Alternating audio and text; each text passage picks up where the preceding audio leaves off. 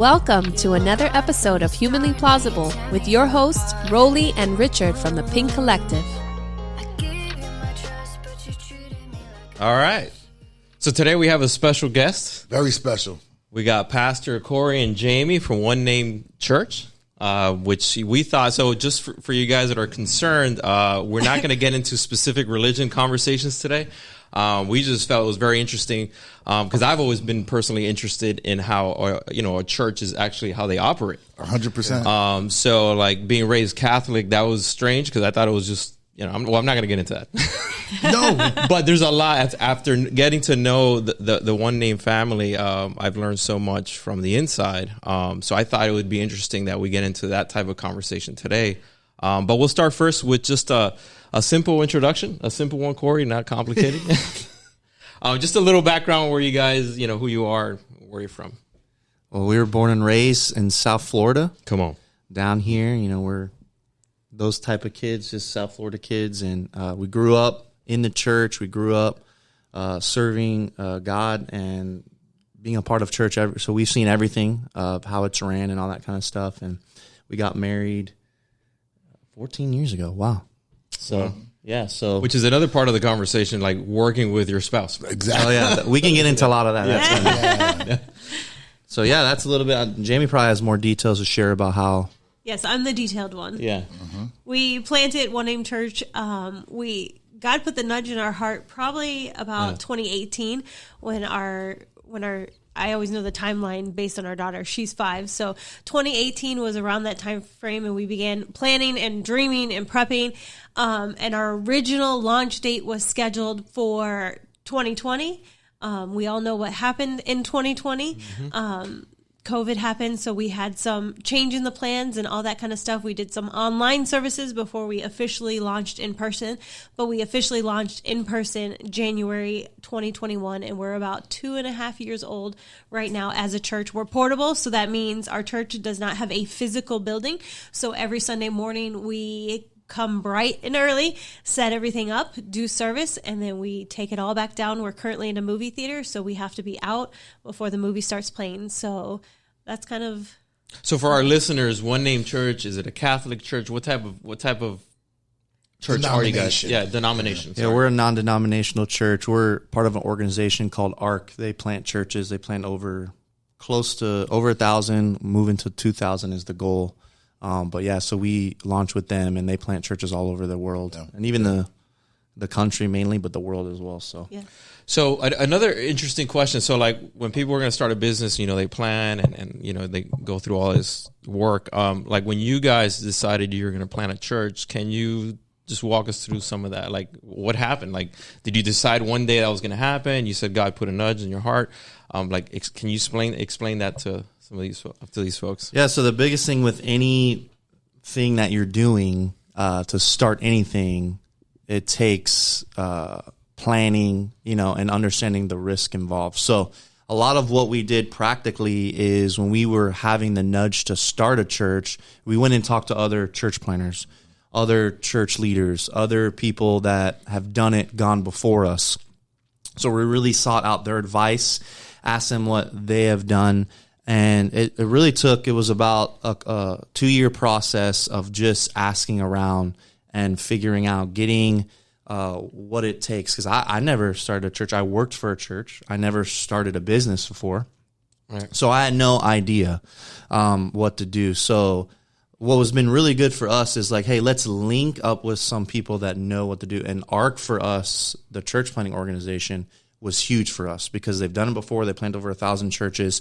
They set you up with what to do, how to do it. They train you. And that was huge for us as we were figuring it out and doing those things. Yeah. And I would say the other part of that is like really discerning, like, is this from the Lord? We spend a lot of time in prayer on that because we really believe that when God calls you to something, he's going to make a way for that something to happen, whether it's your business, starting a church for us, starting a family, whatever it is. When you're called to it, he's going to make a way. And I can think of all the obstacles along the way that they might not have necessarily been easy, But God provided a way and an answer on the other side that I was like, there's no way in our natural we could have made that happen. Even finding a location in the middle of COVID where you weren't supposed to gather. God made that happen because this was his vision that he called us to as the, kind of earth side ambassadors to make this happen. And I think it's the same thing for our businesses and with our family. When God calls you to it, he really makes a way. And then the other half, now 2.5 years into it, I think the biggest thing I take away from it is like having a mentor, having somebody who's been down the field from you doing it, that is willing to take you outside, allow you to ask those hard questions, allow you to see what they did, and lean into that and lean into that person, their encouragement, their correction, their discipline, like lean into that, because that, I think, made us way stronger in the planting process, where there was some things that, you're so head deep in making a dream and a vision and a goal come to life that maybe you're not seeing. And somebody's like, hey, look up, this around you, or hey, look, you're doing better than you think you are. So I think that was huge for us. And we also took a season of 6 months to do, in the church world, it's called an internship. I guess it'd be the same thing in a business world. And that at the time really felt like, man, like, are we 16, like on our summer internship job?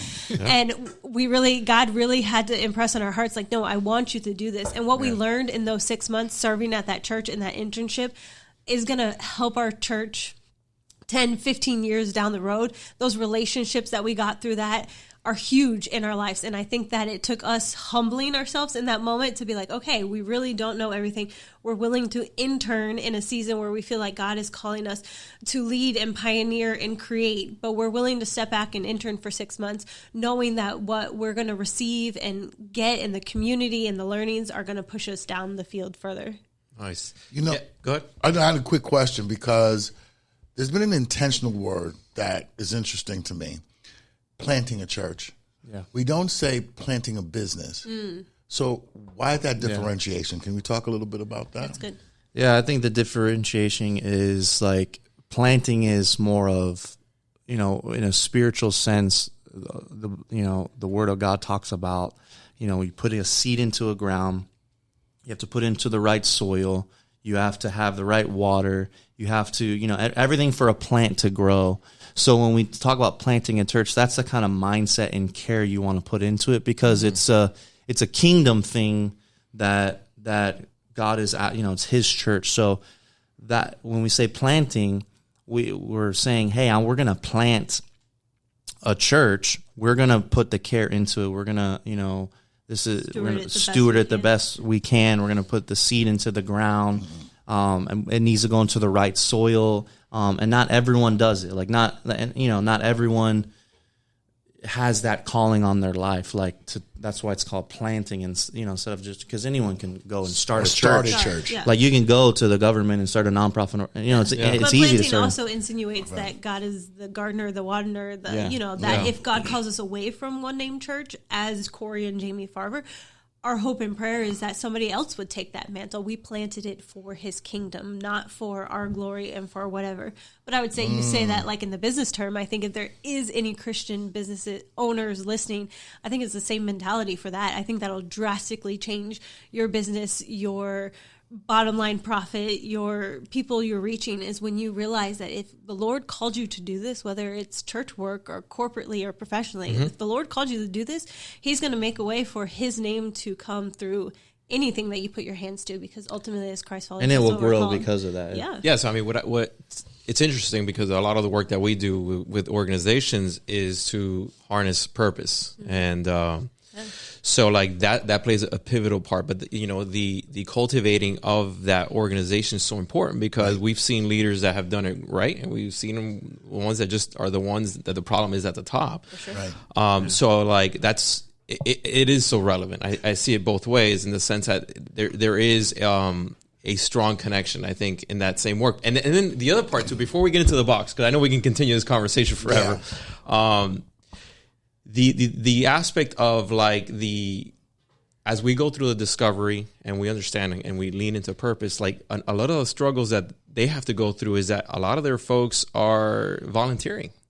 So if they start to lose grasp of that purpose, you guys start to kind of fall in the sense. So I just some of this, like, so culture development is one of the things, right? Culture development, leadership. instilling purpose, making sure you're clear on mission and vision. So what are these, like, I know you guys, and then there's the aspect of you guys working together as you're a married couple and you're both leaders. Like, so if you could just some quick insights on that's a 4-hour conversation. It is. I know. So if you can sum that up into like, 2 minutes. Quickly. Yeah, okay. Well, I would say the biggest thing with the culture and the leadership side of it is you really have to inspire people beyond what they see physically. There has to be vision. You know, there's a verse in the Bible where there's no vision, people perish. So us as leaders have to always stay passionate. So there's things that we do. We have mentors in our life. We always take rest, because if you become, hey, I'm just checking in and out, I'm doing a job, then your people are going to feel that as well. The people you're leading, and especially for us, in a sense, the free people. You know what I mean? I can't go and say, well, you work for me, you have to do this. You know, it's easy to do that, to have positional leadership. So you can't really lead from a positional leadership. You have to lead That's a good point. from a servant leader. And that's what we... A place of why. A place of why, too. So I'm going to serve you, and I'm going to help you understand why. Because if people don't know the why, they're not going to be inspired to keep going. So we're always sharing the why. We're always inspiring people. We're always trying to cast that vision so they understand that. And you have to do that daily. It doesn't stop. It doesn't stop. Like, well, we're good now. We're in the 3rd year, so people should understand what we're doing. No, they don't. No. We still have to talk about what our culture is. We still have to model. There's an old saying that talks about vision and culture have to be recasted every 30 days. And when you think about that in our context of a church, like, we only have our whole body of a church together once a week on a Sunday. So that's once every 4 weeks, seeing them once a week, that you have to kind of recast that. So I think it's the same in business contexts, is like however much you're with your staff or with your customers or with whatever, like that vision is quickly forgot because it's not in the forefront of what they're doing or who they are. And I think another big piece for us that Corey does a good job at is we're clear on what our culture is. We have something called a culture guide. Those things are written down. Like, we're very clear on language. I like that. If it's not written down, it doesn't exist. Yeah, like clear on language that we use, clear on phrases that we use. And, we're always in the process of getting better. Like, right now we're in the process of putting that course from paper to video, because we're like, okay, people are more audible right now than read this. So we're always in the process of improving. How do we make sure people know what this is? But step one is we write it down. So is listed on paper, and then how do we teach this? How do we keep this in the forefront? How do we give like little phrases like fun is our lifestyle, our people are our heart? How do we give phrases that in everyday conversation, our staff, our leaders can put that in the forefront of people? Like, this is why we do this. Like, we had a Sunday where we took off and we call it Sabbath Sunday, because we believe that rest is important and Sabbath means to rest. And we believe that family is a priority. And as a church, there's lots of, in the church context, and I'm sure in the business world as well, like, people let their families die on the altar of the business they're starting or the church. Work-life balance. That's a real thing. So for us, we completely cancel service. Like, nobody meets, and we call it Sabbath Sunday, and we communicate it as family is a priority. So nobody has to be here. Everybody gets the day off to spend the day with your family, and that can look however you want it to look in your context. But what we're doing behind doing that is communicating a really big culture value of ours in a really tangible way. So not only are we clear on what they are, we also find those ways that, canceling service to a church person might look very unconventional, but ways to communicate that, not with our words, but with our actions. I got to ask a question. I know we need to get to the box, Go but you said see something. It triggers, you guys trigger such amazing things in terms of thought, especially in relating it to, quote unquote, the secular business world. You say that, there are times you recast your vision and your culture. How much do external situations impact the way you have to do that, or the frequency in which you have to do that? A business or a secular business, external factors could be the supply chain. It could be all these. In your world, what are the external factors that would influence the way you recast your vision and culture? For sure. I think it's kind of similar, especially being portable, we have a couple friends who meet in schools right now, and, they might not be able to get in there because it's summer and they're having to redo air conditioning and floors and all that stuff. I think that, we tend as business leaders and owners and at the top of whatever to shield people from a lot of that information and make decisions of like, okay, we're not going to have service. We're going to either do an online service or we're going to re-record something or we're going to move to a different location. Like we internalize all those decisions. But a lot of those decisions make up the culture and the DNA of who you are. Like, okay, we're not going to meet on a Sunday, but we're going to pick a new location. We're going to do a Wednesday night because we're going to do all the work to make this happen because this is a priority. And I think it's taking people along that journey, and along that journey, it's helping them see the culture and the DNA and of who you are, because I think it's people watch in the way you lead and the way you make decisions. And that in turn is culture, because like it or not, as the owner of the business, a lot of that culture lies with us. And I think we tend to shield people from those things that are going on, but that's a big part of you're doing what we're doing and how we're making those decisions and why we're making those decisions, and a big part of who we are, why we are, what we are as a culture.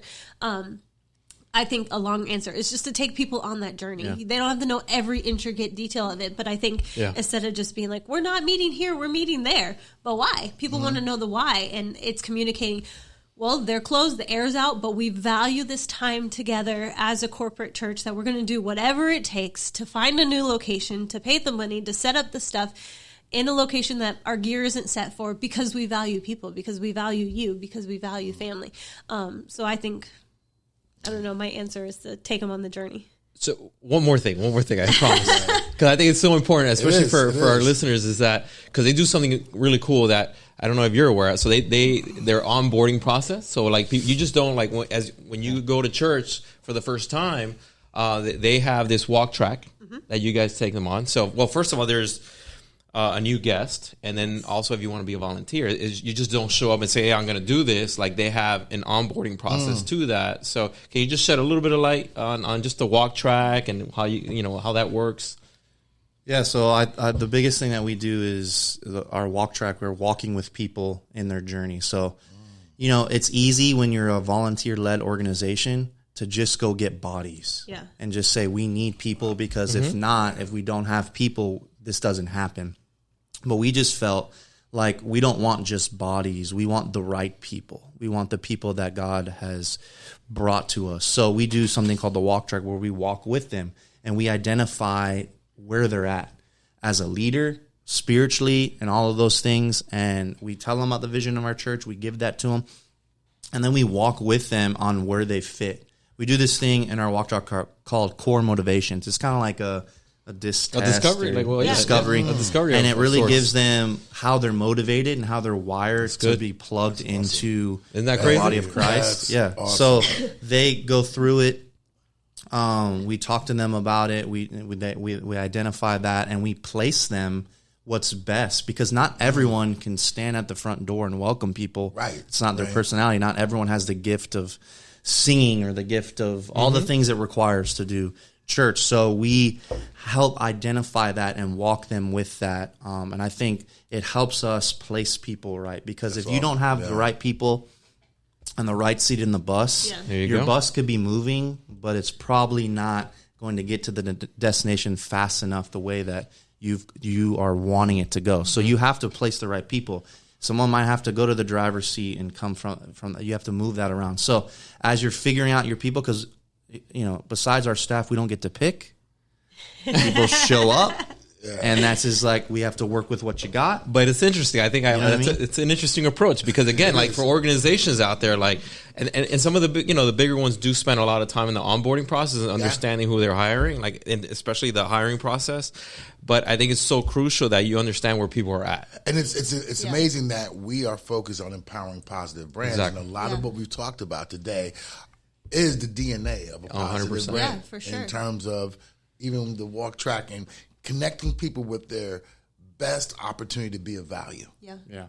And all these great things. So this is a really great because people will stay in their place of purpose way longer than you can keep them there. Yeah. And it's okay to tell people that, hey, this is not the seat for you, or this is not the place for you. Yeah. I think in business you can just be like, hey, you're fired, you need to go somewhere else. You're fired. Like in church, it's just like, we know that your heart is not here. You have to. Your language has to be different, but because we're coming out of the heart of God. But there's still like, hey, you don't accountability. fit here. There's accountability, and yeah, you don't Well, fit and here. it's We might have to helping them move find you. that sweet spot, because Yeah. that is where you see the most in terms of like production out of somebody, is when they're living in their sweet spot, when they're somewhere that they enjoy. yeah. And I think that was one of the biggest things I wanted to come out of this conversation is like, just like any organization, you guys face a lot of the same things, but there's so many amazing things that you guys do as a church that a lot of people can learn, especially those that are even like, non-believers of sorts. For sure. And just interestingly enough, we started, early in the conversation talking about the distinction between starting something and planting something. Exactly. And That's huge. one of the key differences is nurture. Yeah, for sure. 100%. When you start something, you don't necessarily Preach, nurture Rich, it, preach. That's good. but you're nurturing. And a lot of what we've talked about subsequently has been And I about think- This is nurture. Richard's test to be This is part of what He wants to teach I get next it. weekend. I get it, man. But I They think a found lot my of spot in the church. I think a lot of like what we're all saying, and a big thing that Corey says at our church, and I think it translates for businesses, anybody as well, is you can either be reactive to what your business is doing and constantly Amen. chasing the ball, or you can be proactive, and you can either take antibiotics to fix the infection, or you can take probiotics to prevent the infection. And I think no matter what, like, we're a small church. We start 2.5 years ago. We're at the beginning stages of it, and we can either treat it like that, or we can treat it like the big time is here now. So we're going to create processes and systems and develop things that when we're double in size that will help us. We can do that now and help us on that process. I think a lot of times we just live life reactively, and we got to make that mindset switch. Yeah, it's like you said, like one of the he's a church planner, he's a leader, Chad Veach, he says the big time is where you're at now. Like if you're always trying to get to the big time and always trying to do that, you're going to miss out on what you need to build. Right. And most of us want to be a part of the finished product instead of the building. The journey. No, big time's where I'm at now. So if I got to wake up at 6 a.m. and I got to do this, big time's where I'm at now. If I'm in a position that I don't like, the big time's where I'm at now. I'm going to treat it because we say we're doing it for God, and that's what we're doing. So I just think you have that mentality, then I think your things will grow because you're stewarding, you're planting the seed. It's like it's not big yet, but I'm stewarding and I'm watering and I'm taking care of it. Because if I'm faithful with this, God will give me more and I'll be able to handle more. So that's kind of the mentality. All right, so I big time messed up the whole sequence of our program today. But No, listen. so we're going to have Jamie pick out of the box. And we'll probably have a 5-minute conversation. No, have to read it. it'll be the topic of conversation once you pick it. Yeah. So You and Corey will answer first. we don't know what's been in there. It's man. been such It's been- a minute. Like those. You have to read it. Oh gosh. Yeah. What should we be posting, and how should we be using LinkedIn? This is a good one. You guys even use LinkedIn. The business of building faith. Yeah. How do you use LinkedIn as a platform for that? Are you guys using LinkedIn? We don't fully use LinkedIn. I have an account, but maybe you can help us with that. But if you want to talk about posting and kind of like, We're a little better on that. yeah, like social media, I think we've used those platforms. I know LinkedIn's a part of that. Why don't you share a little bit about like our social media and how we? It is obvious Corey is not good at. No, I'm not in charge of that it's team. fair. I've deleted. That's not part I've of been his fired walk. from that. Yeah. Corey got I've deleted fired. all of my social media, so I'm probably not the person to talk about that. Yeah. So This is a transparent conversation. So you Yeah. just We be have a true. team that does it. Not Yeah. saying 100%. I mean, I think it's something that in today's world, like going off of what you were saying, you got fired of it. Something in today's world that can literally control you as a business, or as a church or an organization, like thinking that like real life only happens if it's online. So I think for us, we got to a place that, we understood that real life happens outside of that social media. So what do we want to, again, that clear vision for our social media. So we really see, especially in the next generation, like before they go to a church, most of them go online and look at our social pages. So Instagram is our biggest one. Most people will check out our page or our web page before they show up. So when somebody goes to that page, as a first-time guest, what do we want them to experience when they click on One Name Church? And we always say there's 3 things: faith, family, and fun. So we want you to go to our page and experience those 3 things. And if we are not communicating that on our page, then to us, that's a fail, because we want them to know that you're going to learn about Jesus when you come here. We are a family as a church, and you're going to have fun. We don't want it to look boring, like you're going to have to do something weird or not have fun or have to dress a certain way.